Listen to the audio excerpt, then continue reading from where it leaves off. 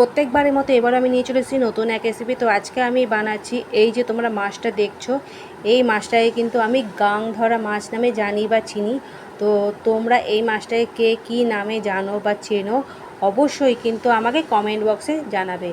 তোমাদের কমেন্টের অপেক্ষায় কিন্তু আমি রইলাম। আমি কিন্তু বাজার থেকে এই মাছটা কেটে নিয়ে এসেছিলাম। বাজার থেকে কেটে আনার পর এটাকে কিন্তু ভালো করে আমি পরিষ্কার করে ধুয়ে নিয়েছি। এই মাছটার মধ্যে একটু নোংরা থাকে, তো ভালো করে কিন্তু ভেতর পর্যন্ত ধুয়ে নিতে হবে। তো আমি ভালো করে কিন্তু মাছটা আমি ধুয়ে নিয়েছি।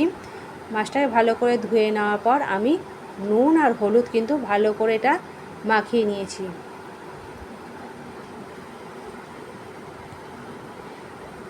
ভালো করে মাখিয়ে নেওয়ার পর আমি এখানে কড়ার মধ্যে তেলটা ভালো করে গরম করে নিয়েছি। তারপর কিন্তু মাছগুলো দিয়ে দিয়েছি। মাছ যতক্ষণ ভাজা হচ্ছে ততক্ষণে কিন্তু আমি এখানে বাকি জিনিসগুলো আমি করে নেব। বাকি জিনিস বলতে বাকি মশলা যেটা দিয়ে আমি এই রেসিপিটা তৈরি করব সেই জিনিসগুলো কিন্তু আমি এখানে জোগাড় করে নিচ্ছি। তো এখানে কিন্তু আমি পেঁয়াজ পাতলা করে কেটে নেব, আর কিছুটা পেঁয়াজ কিন্তু আমি গ্রেট করে নেব। তো আমার ভিডিও যেসব বন্ধুরা দেখছো তাদের কাছে আমার অনুরোধ যে বন্ধুরা তোমরা প্লিজ আমার পুরো ভিডিওটা দেখো, দেখে তোমরা লাইক শেয়ার আর কমেন্ট করো। নতুন যারা বন্ধু আছো তাদের কাছে আমার অনুরোধ যে বন্ধুরা তোমরা প্লিজ আমার এই চ্যানেলটাকে সাবস্ক্রাইব করে তোমরা আমার পাশে থেকো। তোমরা যদি আমার পাশে থাকো তাহলে কিন্তু আমি জীবনে চলার পথে একটু উৎসাহ পাই। আর আমরা যেই লক্ষ্য নিয়ে এখানে নেমেছি আমরা কিন্তু ঠিক সেই লক্ষ্যতে পৌঁছবো।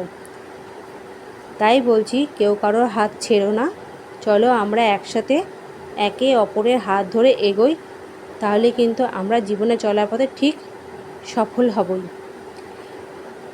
এখানে কিন্তু আমি পেঁয়াজটাকে গ্রেট করে নিয়েছি। পেঁয়াজটা যখন গ্রেট হয়ে গেছে এখানে কিন্তু আমি নিয়ে নেব আলু। আলু কিন্তু এখানে আমি পাতলা পাতলা লম্বা করে কিন্তু কেটে নেব। আমি এই মাছের যে রেসিপিটা আছে এটা যে করছি এটা কিন্তু আমার মা ঠিক এইভাবে তৈরি করতো, তাই কিন্তু আজকে আমি এইভাবেই করছি। তো তোমরা হয়তো যে তৈরি করতো এইভাবে দেখেছি এইসবের মানে কি, তো তৈরি করতো মানে এই যে আমার মা এই দশমী আসলে, দুর্গাপুজোর এই দশমী আসলে 2 বছর হবে মারা গেছে। তো তারপর থেকে মানে আমি আর আমার ছেলে একা, আমি থাকি আমার দিদির বাড়িতে। এটা আমার বাপের বাড়িও না, আমার শ্বশুর বাড়িও না, না আমি ভাড়া বাড়িতে থাকি। আমি থাকি আমার দিদির বাড়িতে, তবে আমার দিদি এখানে থাকে না, দিদি থাকে একটু দূরে, দিল্লিতে থাকে। তো আমি এখানে থাকি আমার ছেলেকে নিয়ে।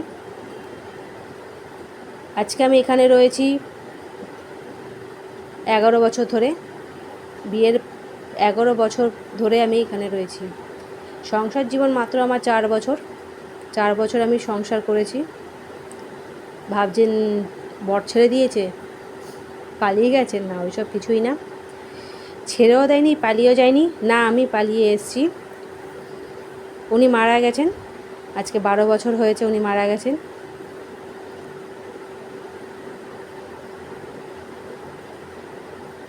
এখানে তারপর আমি মাছটা কিন্তু ভাজা হয়ে গেছে। আমি আলুগুলো যে কেটেছিলাম সেটা ভালো করে ধুয়ে নিয়েছি, নুন হলুদ দিয়ে কিন্তু আমি আলুগুলো ভেজে নেব। একটুখানি কালো জিরে আমি ফোড়ন দিয়েছি, আর পেঁয়াজটা যে আমি কেটেছিলাম সেই পেঁয়াজটা কিন্তু এখানে আমি দিয়ে দিয়েছি।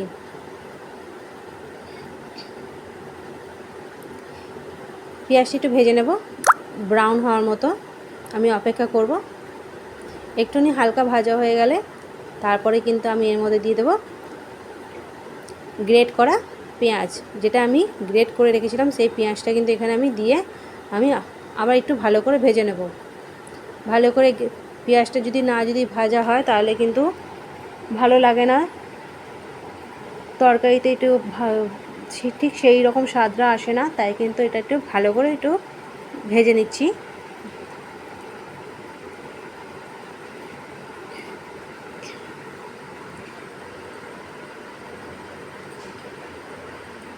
আমি এর মধ্যে সব কিছুর সাথে মিশিয়ে নিলাম, তারপর এর মধ্যে দিয়ে দিলাম আদা রসুনের পেস্ট। আদা রসুনের পেস্টটাও কিন্তু এর সাথে আমি ভালো করে মিশিয়ে নেব।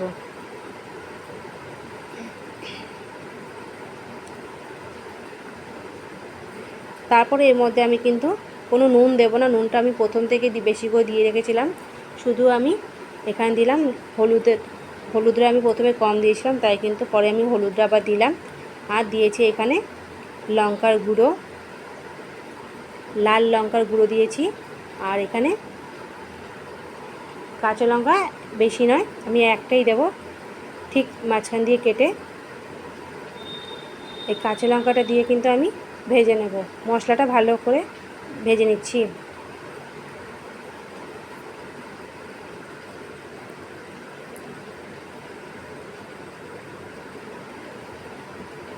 মশলাটা ভালো করে ভাজা হয়ে গেলে আমি কিন্তু এর মধ্যে দেবো অল্প পরিমাণে একটু জল।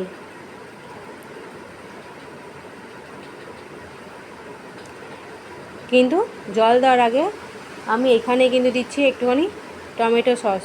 তার কারণ হচ্ছে ঘরে টমেটো ছিল না, তাই আমি এখানে একটুখানি টমেটো সস দিয়েছি।